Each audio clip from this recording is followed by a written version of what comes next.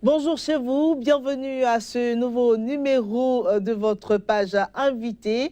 Nous avons le plaisir de recevoir aujourd'hui une personne qui va nous parler d'une organisation à but humanitaire. Donc dans ce studio, nous parlerons santé, nous parlerons chirurgie également, donc au profit des populations africaines et surtout des populations vulnérables qui n'ont pas forcément les moyens de se faire payer donc ces chirurgies-là. C'est tout de suite avec le docteur Pierre Mpele. Docteur, bonjour. Bonjour. Docteur Pierre Mpele, vous êtes le directeur pays de Mercy Ship, directeur pays et également pour l'Afrique, directeur pour l'Afrique de Mercy Ship. Voilà. Mercy Ship existe depuis 1978 et donc a fait des millions et des millions d'actions pour soulager les populations africaines. Côté santé, parlez-nous-en davantage. Écoutez, Mercy Ship est une organisation internationale humanitaire qui se focalise à réaliser des chirurgies complexes et très coûteuses pour les personnes qui n'ont pas les moyens d'avoir accès à ces chirurgies très complexes. Et donc, nous le faisons gratuitement. Nous travaillons en partenariat avec les pays. Et comme vous l'avez dit, Mercy Ship est créé en 1978 par M. Don Steven, un évangéliste américain, qui, lors d'une discussion avec Mère Teresa, est venue cette idée d'avoir un bateau, un navire hôpital qui va faire le tour du monde et apporter des soins de chirurgie les plus difficiles, les plus compliqués, pour les personnes qui n'ont pas les moyens. Voyez-vous, ce sont des chirurgies très coûteuses. Et Mercy Ship a commencé en Asie en 1978 et depuis 1990, le premier pays à recevoir Mercy Ship en Afrique, c'était le Togo. Et depuis 1990, Mercy Ship parcourt les côtes africaines. Alors, il faut dire avec vous que Mercy Ship ne s'occupe pas des chirurgies urgentes. Mercy Ship intervient quand il y a un handicap. Oui, nous ne sommes pas responsables ou nous ne faisons pas de la chirurgie d'urgence. Ça, c'est du ressort des hôpitaux nationaux. Nous faisons ces chirurgies qui sont des chirurgies qui sont pratiquement oubliées, qui handicapent la vie des personnes. Et c'est pour cela que Mercy Ship, la vision de Mercy Ship, c'est de changer la vie. Parce que ces chirurgies-là, souvent, sont stigmatisantes, discriminatoires et qui pèsent sur la vie des personnes. Et nous voulons soulager les personnes, nous voulons faire en sorte que ces personnes-là retrouvent une vie normale et puissent s'engager dans le développement de leur famille, de leur communauté et pourquoi pas de leur pays. Voilà, c'est pour ça que nos chirurgies sont des chirurgies orthopédiques, les pieds beaux, parfois très compliqués chez les enfants, la chirurgie générale, les hernies, les goitres, les tumeurs, la chirurgie maxillofaciale, la chirurgie plastique, vous savez, surtout après des brûlures, il y a des enfants ou des adultes qui ont été brûlés, qui ont des bras ou des pieds contractés, bloqués, et nous devons les remettre dans un sens qu'ils aient la mobilité et qu'ils puissent... Nous avons aussi un projet dentaire, parce que quand le bateau arrive dans le pays, il installe une clinique dentaire avec 9 fauteuils. Et donc, voilà, nous faisons la chirurgie ophtalmologique aussi, et surtout les cataractes, parce que beaucoup de gens ne voient pas simplement parce que il y a ce voile-là. Voilà. Et donc, voilà ce que nous faisons. Et nous travaillons depuis maintenant, depuis 1990, et plus de 2,5 millions d'Africains ont bénéficié de chirurgie complexe et coûteuse grâce à Mercy Ship. Alors moi, j'aimerais savoir, docteur Pierre Mpele, avant que le bateau n'arrive dans un pays, est-ce que c'est parce que le pays fait la demande ou parce que vous trouvez qu'il y a beaucoup de problèmes dans ce pays ou par quelle procédure est-ce que vous arrivez dans un pays? Le plus souvent, c'est à la demande des pays. Ils ont entendu parler et un responsable national a entendu parler de Mercy Ship et il fait la demande à travers le ministère de la Santé ou parfois le ministère des Affaires étrangères.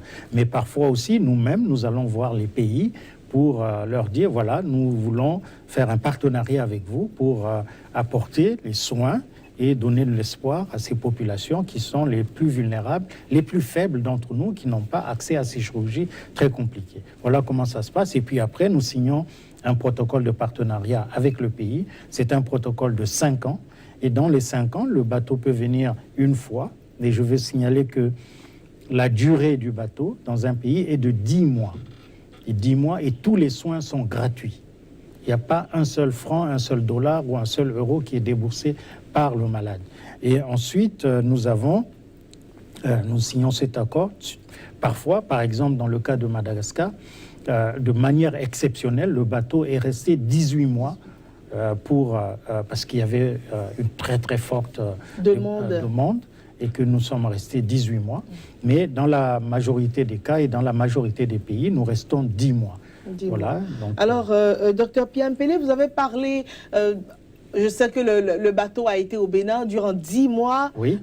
J'aimerais qu'on revienne un peu sur les actions qui ont été menées pendant que le bateau était était au Bénin. Voilà. Alors, quels sont les cas que vous avez le plus recensés et comment est-ce que cela s'est déroulé? Bon, d'abord, pour synthétiser notre contribution, notre partenariat avec le Bénin, dire que c'était la 5e mission au Bénin.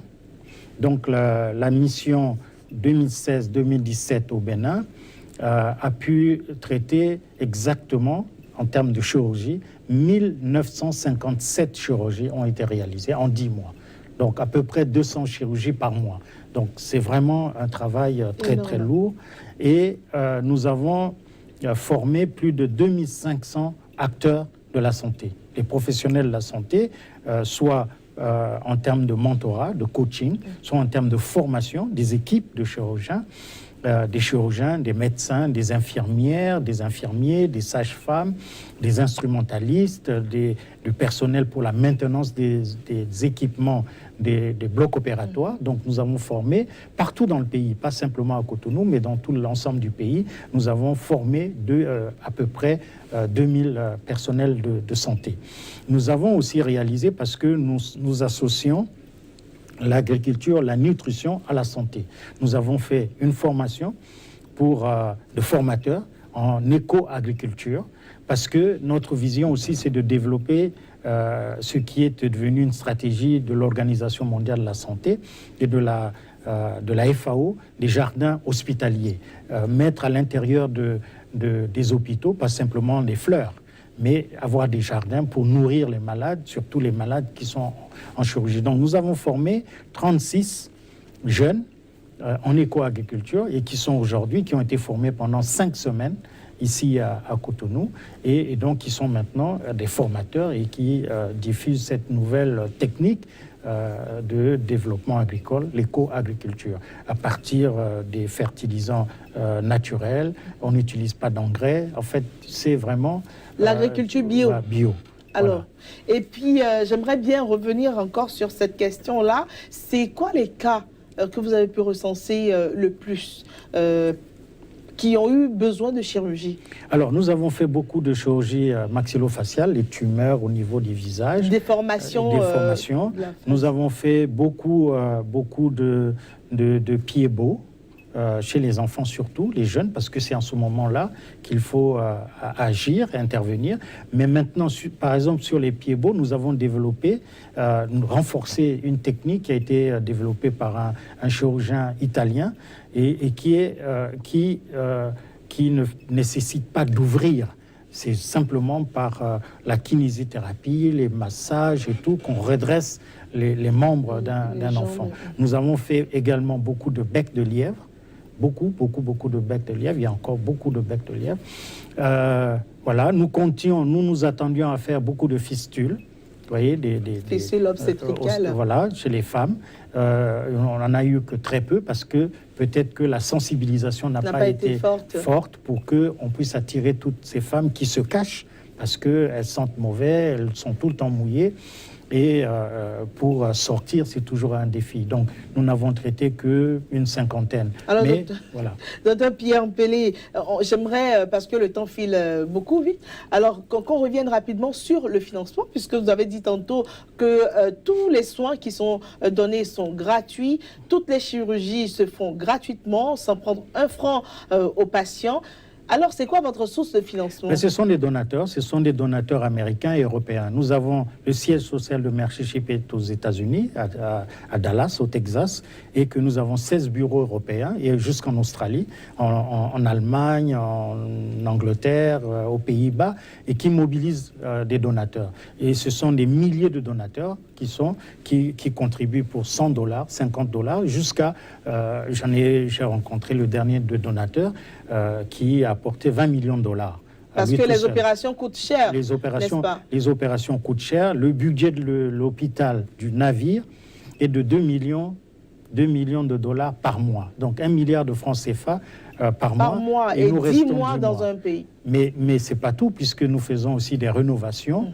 Nous faisons la formation. Nous commençons le travail 12 à 15 mois avant d'arriver dans le pays. Nous recrutons 200 à 300 agents professionnels dans le pays qui vont renforcer l'équipe. Sur le bateau, il y a 450 personnes qui vivent, y compris le personnel de santé. Donc voilà, c'est vraiment un hôpital qui coûte excessivement cher, mais nous le faisons grâce aux donateurs européens et américains, et nous souhaitons qu'à partir... J'allais demander, voilà. C'est quoi la part de contribution des Africains eux-mêmes? Les Africains reçoivent, et nous souhaitons maintenant que les Africains puissent aussi contribuer. Nous avons commencé cette démarche avec le Congo-Brazzaville, qui avait reçu le bateau en 2013 au port de Pointe-Noire. Nous sommes actuellement à Douala, et là aussi, avec le gouvernement camerounais, ils sont des partenaires. Donc, ils apportent une contribution. Et donc, c'est ce que nous souhaitons, pas simplement toujours recevoir, mais aussi apporter la contribution. Mais nous voulons aussi lancer bientôt une grande campagne en Afrique pour que chaque Africain, quels que soient ses moyens, puisse contribuer à cette œuvre-là, parce que ça change la vie des personnes. Des millions de personnes. D'Africains. Voilà. Docteur Pierre Mpele, nous sommes pratiquement à la fin de cet entretien déjà. Le temps passe vite. Nous aurons sans doute l'occasion de vous retrouver. Juste pour dire, nous étions à Madagascar, nous sommes venus au Bénin, nous sommes actuellement à Douala, où tout se passe très bien avec le Cameroun. Nous allons partir en Guinée-Conakry. Après la Guinée-Conakry, ce sera le Sénégal. Et puis, nous reviendrons au Bénin pour faire 4 pays, le Bénin, le Togo, le Burkina et le Niger, avec le nouveau bateau. Le nouveau bateau qui sera disponible en 2020. Voilà, qui sera l'Africa Mercy est déjà le plus grand bateau hôpital civil du monde, au monde. Donc voilà, nous avons une longue liste, et bientôt le Mozambique et la Tanzanie, nous travaillons avec ces pays-là pour recevoir le bateau et bientôt le deuxième bateau. Merci beaucoup à vous, Dr Pierre Mpele. Ça a été vraiment un grand plaisir. Vous avez compris, avec le Dr Pierre Mpele, nous avons parlé de Mercy Ship qui est au service des populations africaines, des populations les plus démunies également, qui arrivent quand même à faire dans les pays africains des milliers de chirurgies de façon gratuite aux populations, et Mercy Ship qui souhaiterait que davantage d'Africains s'intéressent à la chose et manifestent leur bonne volonté pour aider à continuer cette noble mission. C'est la fin de votre page invitée, mesdames et messieurs. Prenez soin de vous. À la prochaine. Merci. Merci.